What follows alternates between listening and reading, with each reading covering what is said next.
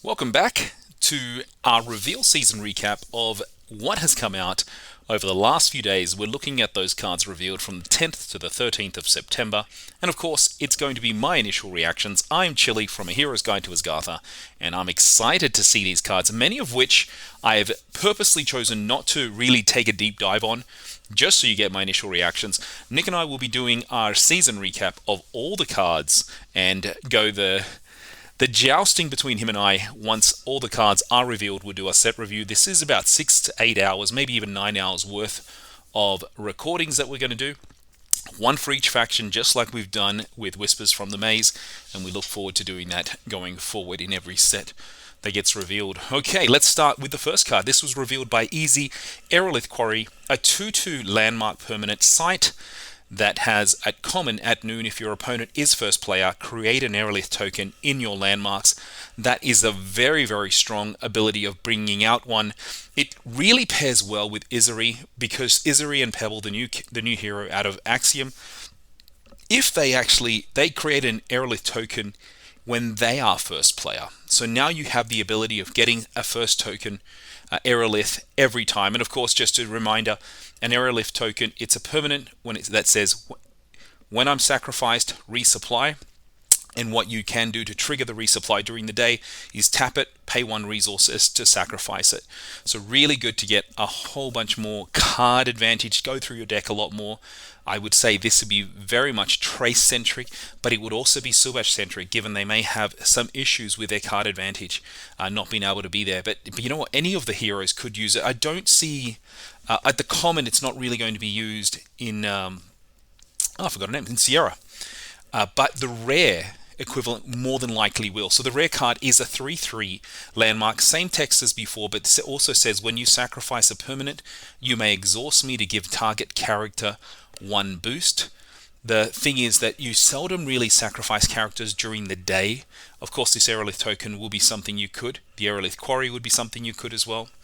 But therefore, you cannot really get those characters if it's at nighttime, at dusk, and towards rest, and it just won't work there. But the other faction that actually has got this is Izmir, and Izmir has the same as the common in terms of 2/2 for at noon. If your opponent is first player, create an Aerolith token in your landmarks. Now it'll be interesting to see how they actually use this, because most of the cards have a more expensive cost when playing from reserve when they are spells. If you're a spell-centric deck, so we'll see how that plays out. But a very interesting card. I think it's a very fun card, as giving you more variety in what you do with your landmarks and your permanents. The second card that was revealed was Medusa. This was by Campus Tech, and this, it's funny, the moment I look at this card, I thought of Star Wars. I can't remember the name of the green girl in there, but there you go. But Medusa at 3/5 for 3/2/3 in resources in Axiom. When played from reserve, you may discard a target character. That's not bad. If you do, create an Aerolith token in its controller's landmark. So you're getting rid of theirs, but you're giving them an Aerolith token, and that's, again, this is I would assume that's very much the way that Muna would actually work, not so much Axiom, but there you go. On the rare, though, it's a 3/5 for 3/3/3, and it has the benefit of it's exactly the same thing, but you may discard each target character. If you do, create an Aerolith token in each player's landmark, so this is giving you something back as well. The out-of-faction rare sits in Bravos, so 3/5 for 3/2/3, so basically the common converting over exactly. So if you're going to play any, maybe the rare, I don't know, I don't like giving my opponent something extra. It's, when played from hand, it's understated. For 3 resources, you're getting 3/2/3, or 3/3/3 if you do it on. But the does it to discard a character only for 2 additional resources, still paying 5?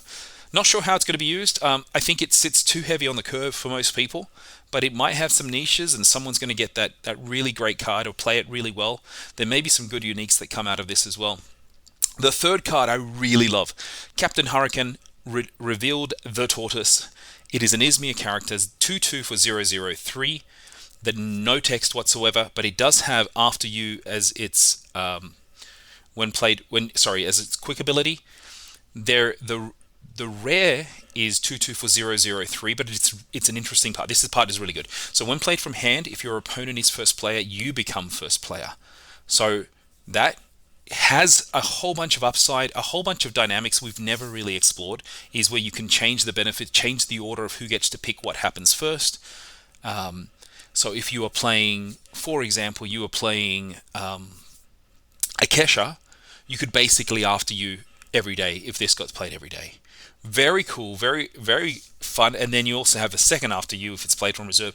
And the fact that it only costs 2 and it has 3 resources in water, it may get you an expedition where you would not see it now. You may not stop them, but you'll at least be able to more than likely progress yourself for the value that you're getting from it. The rare, actually, the artifaction rare is in Axiom, and also the same benefit for me. We don't really see after use available in Axiom, but it gives you the common alternative 0/0/3 stats for 2 resources. So once again, potentially to go forward and win on one side with very little resources. So it may see some play, I think more so in Izmir, especially Akesha than anywhere else. But it could also see play in Aphanis, purely because of the value that it can give you for 2 resources. And you'll be boosting this thing up like Kingdom Come if you can under Aphanis. The next card that was revealed was the art for the Manamoth for this set. It was revealed by Casual Alterations, so that the wonderful team over there have done a fantastic job of creating alternate art cards, and we are seeing them reveal the tokens very much in flavor with what Kari and Iron do. So congratulations to them, and it's a pretty card. Not much to actually say about this. I'm interested to see which of the tokens are not going to be in this set. It looks at the moment that there's not going to be anything for Ordis. So no Ordis Recruit, which is a weird thing, but maybe that is the way they're going to go. And at the moment, I do believe it is just the 6 hero for draft and sealed, no additional heroes. That takes us to the Dutch Altered Community, the DAC. They revealed the Muna signet to go along. So it looks like every faction is going to have a signet, and all of them have a very similar flavor in that you get to either choose 1 at the common or 2 options at the rare. The common is 2/4. In terms of, it's more really expensive actually when you play it from reserve. Choose 1, target character expedition creates a woollyback animal token in each. Target 3 expeditions and create a woollyback 1/1/1 animal token in each one. The second one is target character with hand cost 3 or less gains anchored. Or the third alternative is place a forest terrain marker on target visible region. And you know what, with that, I was completely confused. When I read the articles that came out, I thought the terrain marker making things amend was only going to be in Izmir, but it looks like here it is also available to other factions, as we see here with Muna. So I'll go back on that on our episode that we release in the podcast next week. The rare 3/3, but what you do get to do is get to choose 2 of those options for 3 resources, and you get to do it twice. If I was going to go for any, I think the rare is great, but once again, you're giving your opponent a woollyback if you choose that in and of its own. You cannot choose the same option twice, though. I think that's the other part to look at. It may be very useful in Rin if you can place a forest terrain marker on a target visible region as well to get the card draw.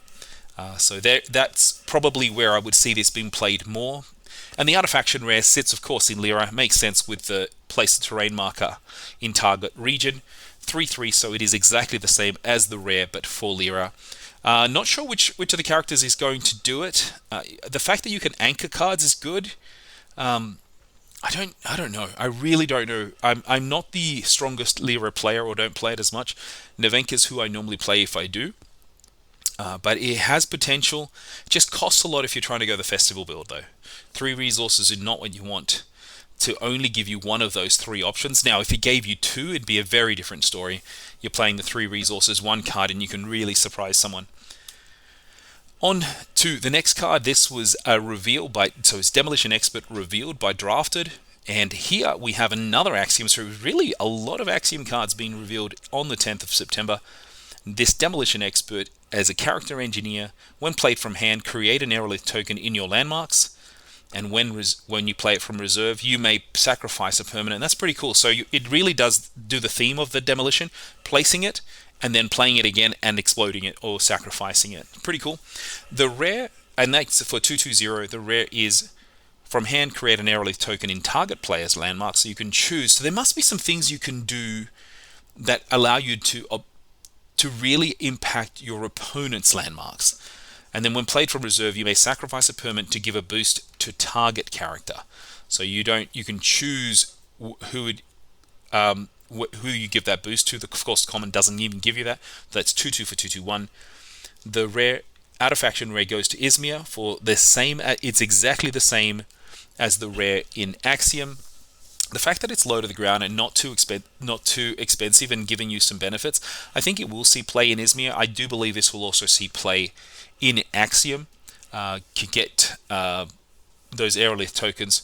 I also think because you were playing more tokens, we're going to see a lot more of the Armored Jammer come out as well, because you can trigger it a lot more with so many more tokens coming out there.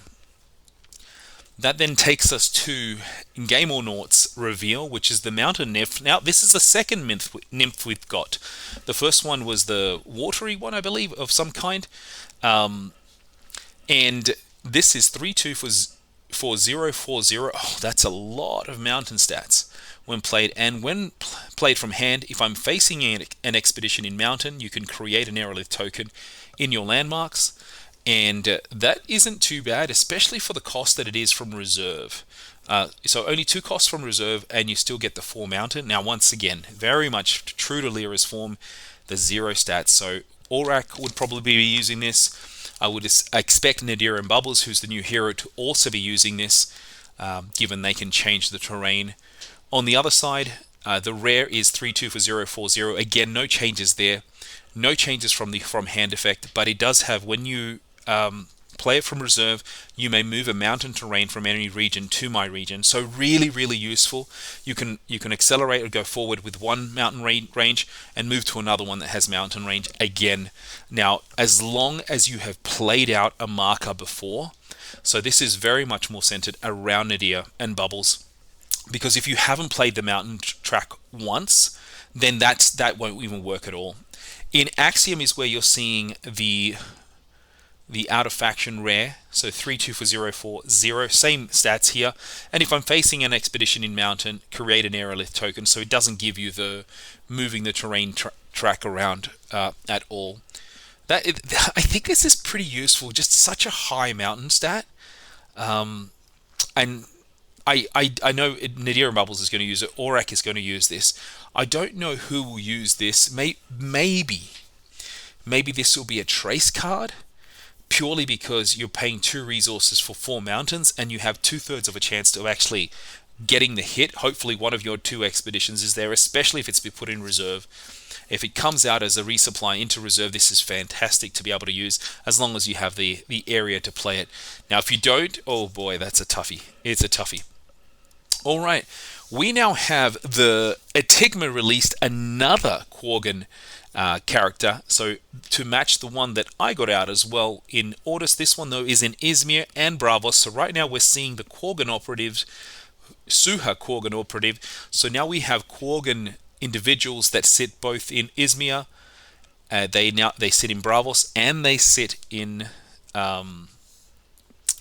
Izmir, Bravos, and Ordis. So just those 3 areas at all. So this is a 3/1 for a 1/1/0 when played from hand. I gain a boost, then sabotage. So it really is, when played from hand, a 2/2/0 for 3, or 2/2/1 for 3. Not bad. And you also get to sabotage, and then when played from reserve from Izmir, this is what they really want, especially if you're playing a Farnus, 1 cost for 1/1/0. So you're not getting much. On the other side, is if you play the rare, still the same cost, 3/1 for 1, and when played from hand, I gain 2 boosts. The difference is here, when I go to reserve from the expedition zone, sabotage. So this happens instantaneously. So if both of your players are putting things into reserve, you both put them into reserve, then it will be able to sabotage, and that's a much stronger card to be able to play. It's the question of whether or not you are willing to fork out the 3 and use this rare slot. The rare is in Bravos, and it is exactly the same as the out of faction rare in Bravos is the same as the rare in Izmir.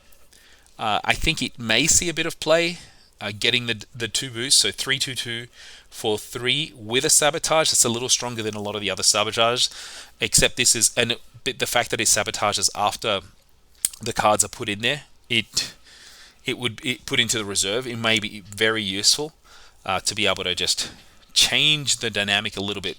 I prefer, like, I'm starting to come around to not using sabotage as much, but if you're able to do it so that they have less cards in their reserve at the end of the day, that may be a better alternative. The next card that was revealed by Elio, and now apparently going by Emergent Elio, maybe I didn't notice that was the name of his site to begin with, was Kali. Now, this is a deity character in Izmir, common for 2 resources, 2/2 for 3/2/2. So this is an overstated card, automatic inclusion in my mind. The fact that you already have a 1/3 of a cost variance increase, of benefit increase. When played from hand, you may put a spell from your hand in reserve if you don't sacrifice me, and that is probably why you're getting the additional stat. So you can put a spell from your hand in reserve. Now, if you're playing a game where you have a lot of more heavy spells, or spells that give you a better benefit once they are in reserve, this may be the way of putting it in. So looking at some of those cards that are a little bit more costly, that need to get those triggers that came out in Whispers from the Maze. So looking into that, I think it may see some play in those decks, but niche. So yeah, interested to see what ends up happening with this one. The rare is 2/2 for 3/3/2, and you may put a spell from your hand in reserve if you don't sacrifice a character. So the benefit of this second alternative is you can sacrifice a very small token. So Lindaway may see this, so where you don't care about the spell side, but you want to sacrifice. Now, I don't think you ever want to sacrifice Kali. The rare allows you to sacrifice something smaller. You don't want, even though it only costs you 2.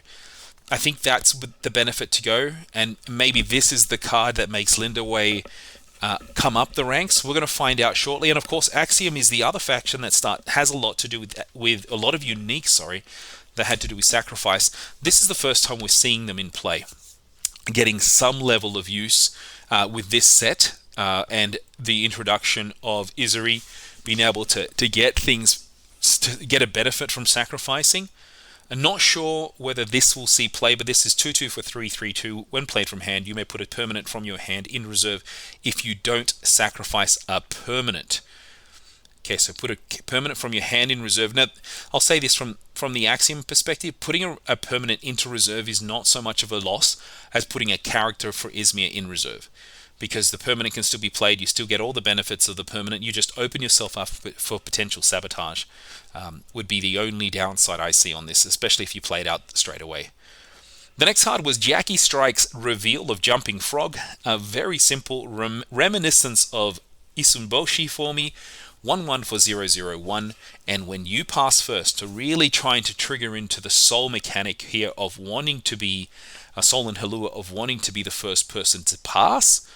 If you pass first, a target character, I gain 1 boost. So your 1/1 has the potential, your 1/1 0/0/1 has the potential of becoming 1/1/2. Yeah, it's a cheap card. It's an after you.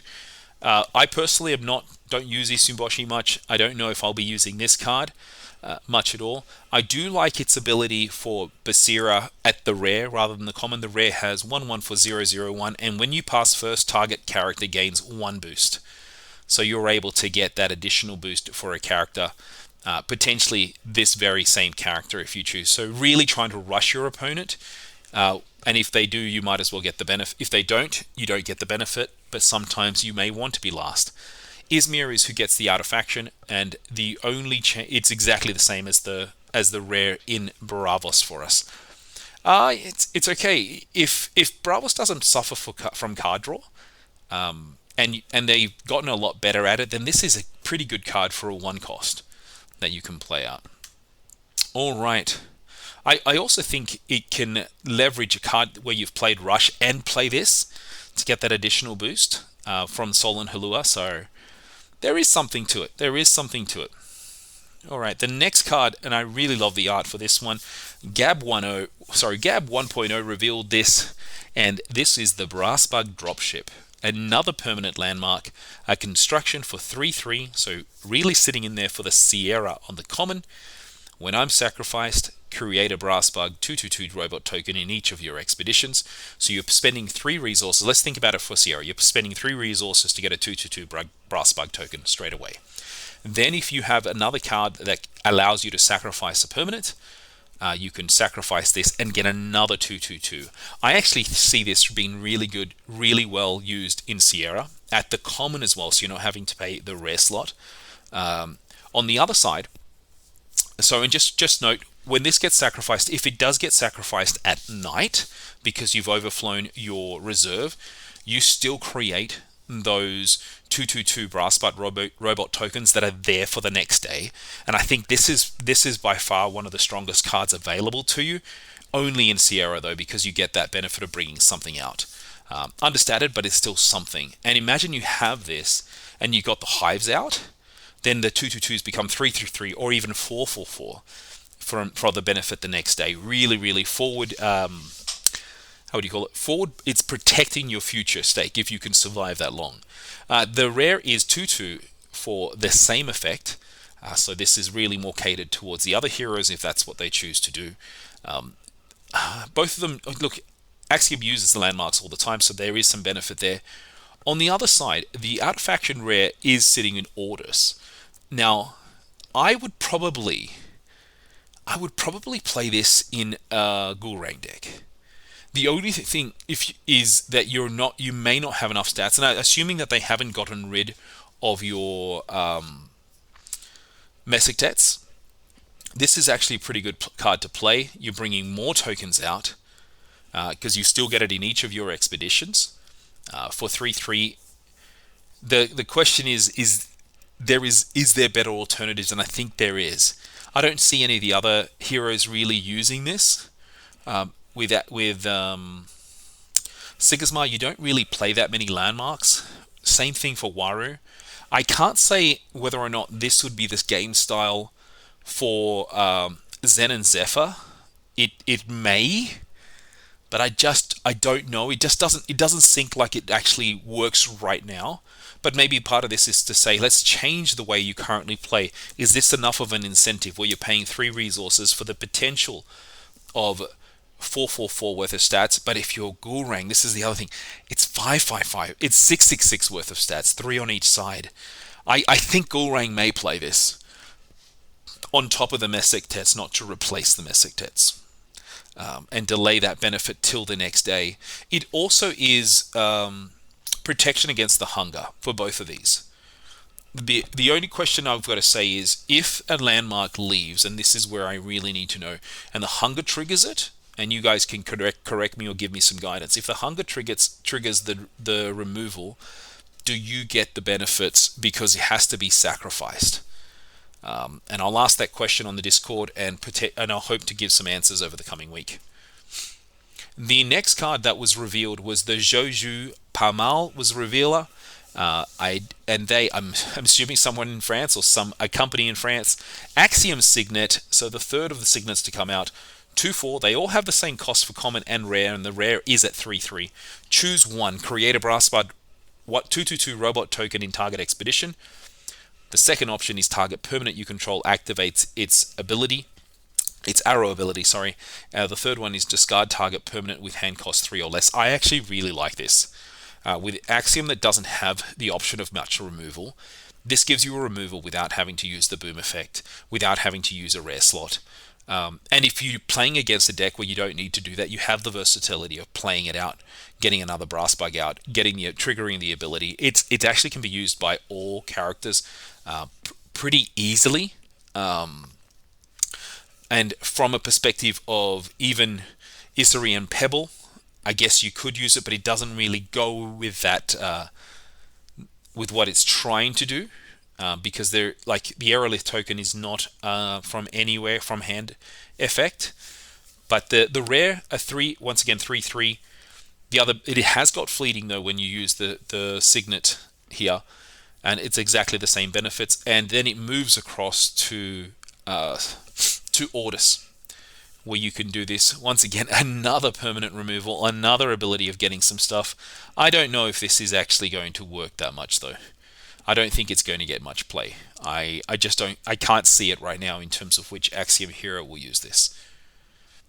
All right, that takes us to a really fun-looking card, the Alt-Run Teammate, as revealed by Giacomo, from our Italian player that's now made it to Worlds. So congratulations! Not only did you get a reveal, you also got yourself a ticket to Paris. 2/2 for 2/2/1 in stats. And when played from anywhere, you may rush to give me 1 boost. That's not bad. 2/2 for a 3/3/1. You might as well rush. The thing is, though, when they say rush, you have to actually play the second card. I don't believe you can rush and not pass. Or maybe does rushing, and I will need to read that out. Does rushing actually force you to actually pass? Rush is the equivalent of passing after you've played your second card. And if you don't play the second card, you still get it. I believe that might be it. I think so. That sounds about right. It's pretty good, actually. When you play it, if you want to play this and not play anything more, for 3/3/2 for 2 stats, I would play this any day. The rare gives you the rush effect, and you get 1 boost. So really more in line with potentially what we're looking at from what's his name, from Basira. But I would say this is actually strong across all 3 heroes, given its low cost to the ground, an arrow effect that will affect both from hand and from reserve. Definitely an inclusion for me. And it's almost a no-brainer for me right now.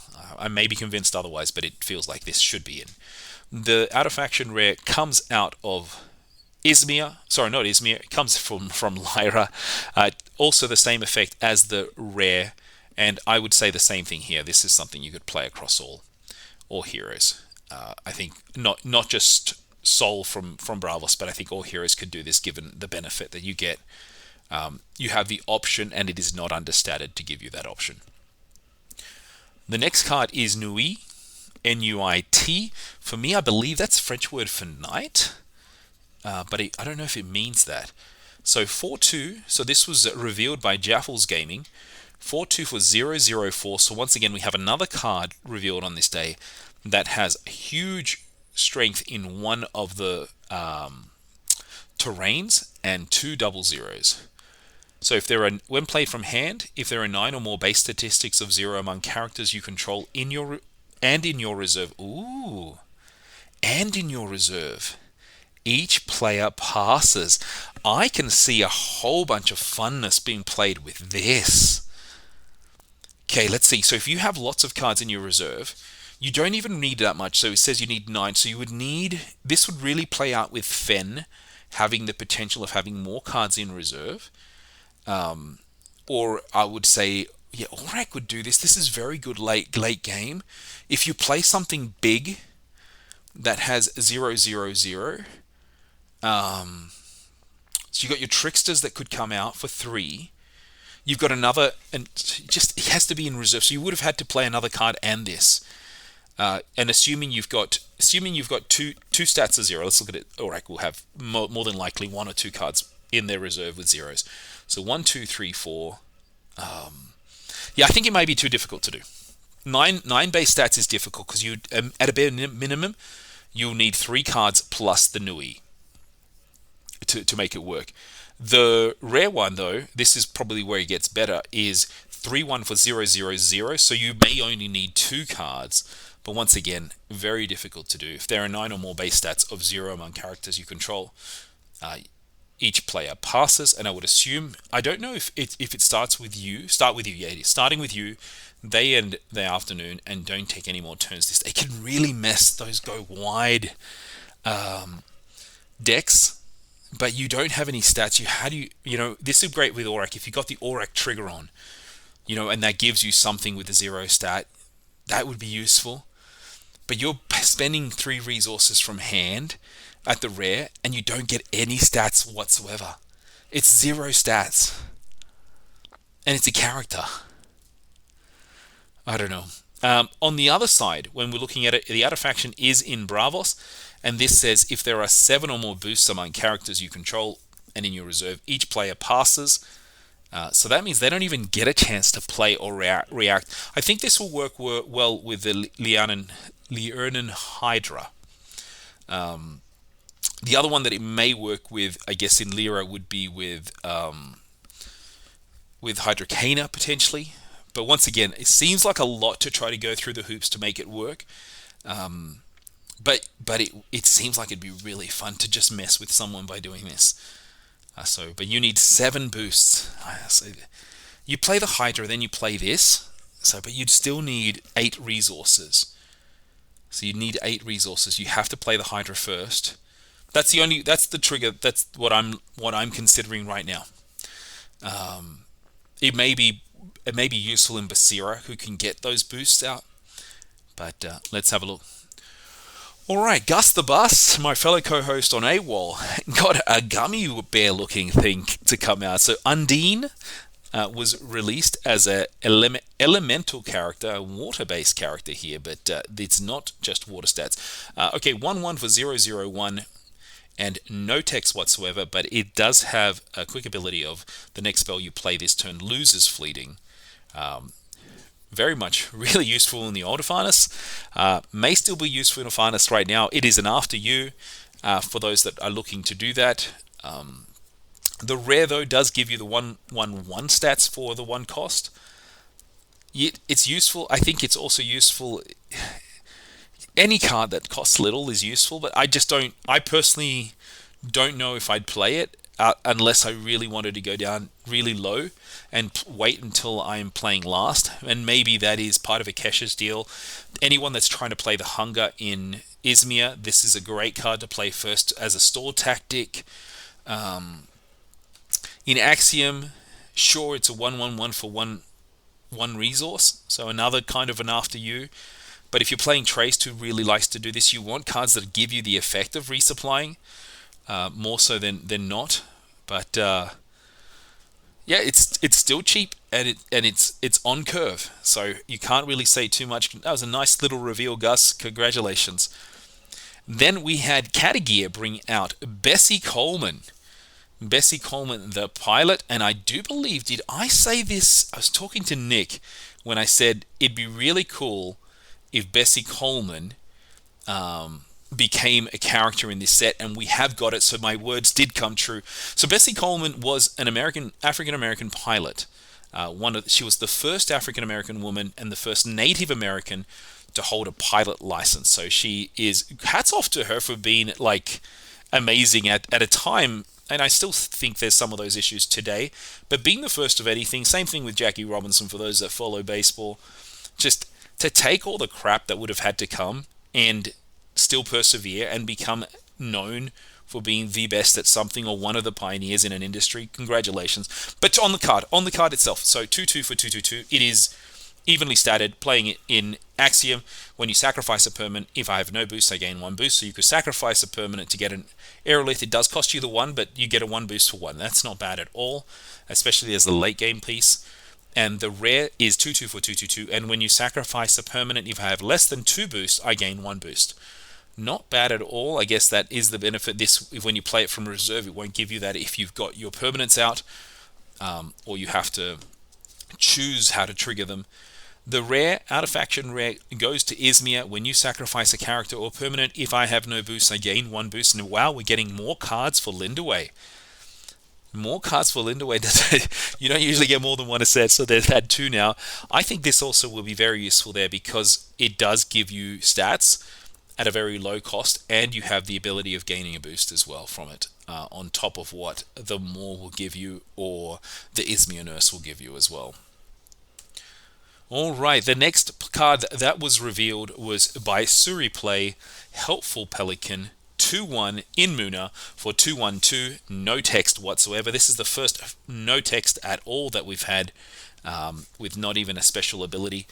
2/1/2, and then when it's not bad actually. From hand, it's okay. I would say if you're playing Tasia, you're already getting overstated because of her ability, and then it's really strong when played from reserve for 1 cost. The rare does cost 2 resources from reserve to give you the same stats, but when a character joins the expedition facing me, if I'm facing only one character, resupply. Okay, so this is pretty good to give you the option of resupplying or winning out one side. You're really going to be messing with them and playing with them. Of course, Ordis is getting the benefit. I like this. I would use this potentially in Ordis right now. When a character joins expedition facing me, if my expedition is ascended, resupply. Okay, one extra hoop, so maybe I don't like it as much. Ascended may be okay. I'm still unsure. I want to see it in gameplay in terms of how strong of a hero ability it's going to be. But it does force someone to match you, to beat you, and not just match you. So pretty interesting. I'm trying to figure out what they have in what the pelican has in their beak. I'm sure we're going to find out, like we always do, all these little animals, little critters that are there. So the Capuchon, I think that's how you say it, has probably the coolest looking card. Tengu, that's come out. This is a Bravos card, 2/2 for 2/3/2 in stats. Now, what's cool about this is Tengu is a Japanese folklore mischievous supernatural being. It looks so cool. So cool. I'm interested to see what they've got in their hand. What kind of... It's like a spear, but it's also a staff. 2/2 for 2/3/2. No additional text. Overstated, which a lot of Bravos cards are. The rare, though, does give you 2/3/2, but you may rush, and if you do, my expedition ascends. That's not bad at all. The thing is, you don't get any benefits from ascending. Outside of the potential win, whereas in Ordis, which is the artifaction rare, 2/2 for 2/2/2, you may rush if you do my expedition ascends. That may be much more beneficial, where you either force them to play a card in one hand to make sure you win on one, can go 1-1. As I said, I'm not sure how the ascend mechanic, how it feels for me, whether it's actually going to be that advantageous to do anything about it. But amazing looking card, amazing. Then we've got by Hirama. TCG revealed the Ordis Leviathan, and that is Sagita the Soaring Leviathan. The common is 6/6 for 3/2/3, and it costs 1 less for each of your ascended expeditions. It is gigantic, like all Leviathans will be. So it's understated if you pay the 6. If this is really, really aligned to playing Zen and Zephyr, because you automatically have a 1 cost reduction, but if you have something else that you play out, and there are a few cards already that have come out that will allow you to make things get ascended, then it costs 1 less. Gigantic is good, but I still think you're running through a few hoops to make this work. The rare, though, I cost 2 less if 1 or more of your expeditions is ascended. So this is really more tailored to Zen, saying this is one of the rares you should play. 6/6, or if in their case, when they're first player, it's 4/4 for 3/2/3 as a gigantic, and I think that is way better, much stronger. And a 4 cost card is more bearable to be able to be played and still be able to react to your opponent. The Artifaction rare sits in Izmir, and it has the same benefit of... it doesn't. It's slightly different benefit. It says, I cost 2 less if there's a spell with a reserve cost 4 or more in your reserve. So it is actually more aligned with the Moyo style, but it can also be very much aligned to what Akesh is currently doing with her spells and having some more expensive spells available to her. So it can cost less if you've got a spell in the reserve that costs 4 or more, but with the reserve cost of 4 or more. So interesting. I think both can be playable if you can get that cost down, and the Gigantic is fantastic. We've been missing lots of Gigantics available, given the Kraken is not one that you would use very often in both of these factions, and that was also cross-factioned between Ordis and Izmir. K by any name, our good friend from the TCG blog, revealed the next card, the Leviathan Spotter. 2/2 for 3/0/2. It's weird seeing a 0-statted card in Bravos. That's not a tiny Djinn or a Djinn. And when played from reserve, you may reveal a character with hand cost 4 or more from your hand if you do draw a card. So that's played from reserve. I think this is playable. They are looking for card draw. This gives you something great there. And the fact that it only costs 2 resources to do that when it's played from reserve is really good. It means more decks may transition to the Occlute build or something more, something equivalent to that, that may have come out from this set or has been forgotten, given most people play so low to the ground. The Leviathan Spotter in the rare, it gives you 2 stats in Mountain that you didn't have before, so 2/2 for 3/2/2, and it has the same benefit of revealing a card with hand cost 4 or more. I like this. It's a pretty cool dynamic they're bringing out. Izmir gets the Artifaction. It's 2/2 for 3/02, and when played from reserve, you may reveal a spell with hand cost 4 or more from your hand if you do draw a card. This has, I don't see that being used outside of Akesha potentially, and Moyo. With Moyo, it's almost a definite that you'll have that so you can trigger his ability. Imagine revealing it, drawing a card, and then playing it on your turn, playing on the next turn, and now you have the potential of having 2 additional cards if it costs 7, or at least being able to create a Mana Moth, draw a card, and then play. So it has a lot of benefits given it's so cheap. I like that. I really do. Le Grenier Ludique is the next person that revealed, or next team that revealed, the Lyra Signet, which to me is also one of the most gorgeous looking cards. Every one of these signets has the actual signet as part of the art, and here we're seeing Nadir and Bubbles in the air. They're in some kind of trance or something. Maybe they're in between worlds as the spirit's moving along. And the 2 benefits here for 2/4 in the common is up to 2 target characters gain fleeting, draw a card, then a roll a die on a 4+ resupply. This is not bad. So you have the potential with that one option. You draw a card, then you resupply. Really, really strong for what's her name? Oh my goodness, I'm going blank. For Nevenka, to be able to get that. And then, or target character gains 1 boost per card in your reserve. So you're going also, the Anansi effect. This is really useful, the Lyra one. The rare gets you the chance to do both. I'm trying to figure out up to 2 target characters gain fleeting. So it almost gives you a double benefit every time. 2 target characters gain fleeting, draw a card and potentially resupply, or 1 boost for each card in your reserve. So I would use the rare. I definitely would play this. I love the interaction when not when it's played against me, but I love it when someone gives your characters fleeting, and you're like, great, I got nothing in reserve, right? And to be able to draw some cards, this is really up the alley. Although it does cost 3, which is not what you want, but you're getting so many benefits from it. Then the Artifaction rare comes out of Axiom, and this is another card that allows them to draw. They don't have much of that, so that will be really useful. And to be played as a last minute, to target character gains 1 boost for each card in your reserve. This actually has a lot of benefit. I don't think they have any interaction with giving fleeting to characters. I think it can be viable. It's just, it does change the strategy that you normally have and the way that you'd normally play in Axiom, and that's what a new deck's meant to do. Is it's kind of like teasing you to test out new ways of doing things.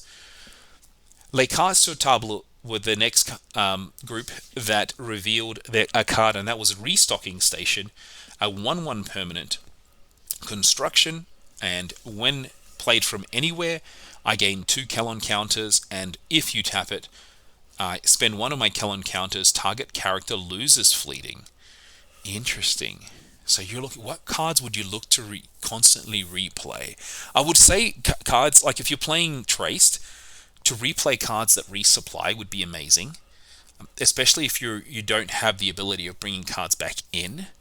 I'm trying to figure out where else. What other characters? Your Anansis to bring them back would be really good. And when the rare is 2/2 for I gain 3 Kellon counters and spend any number of my Kellon counters, the same number of target characters lose fleeting. So you don't have to use 1 at a time. That's actually pretty cool to be able to do more. I would say these ones more suit Sierra because you're not playing as many characters. Otherwise, you're going to have to get rid of them at the end anyway. But let's see. And at the rare, it's in Bravos. So spend 1 of my Kellon counters, target character loses fleeting. I actually think this will be really useful to be able to, you can use those characters that gain fleeting pretty quickly. I've got an amazing unique that I think I'd be able to play out a lot more. That when it's played out, and if it goes into your reserve, I draw a card. So this allows me to keep on doing that and keep on getting a lot of stuff. And the fact that it only costs one, it will be pretty useful. You don't need to flood your reserve with a lot if you can recur those cards constantly. The only question is, what can you do to bring back the counters? Axiom has things it can do that. I don't know if Bravos does. They may through this set. Kenton is who our last reveal is for the day. Ismir Signet was revealed. The same cost as all of the other signets, 2/4, and the options are send to reserve target character with hand cost 2 or less, sabotage, or draw a card. It's not too bad. The rare is even better. Choose 2, but it does have fleeting for 3/3. Send to reserve target character with hand cost 2 or less, sabotage, and draw a card again. So there is a lot of versatility. I think this works a lot better in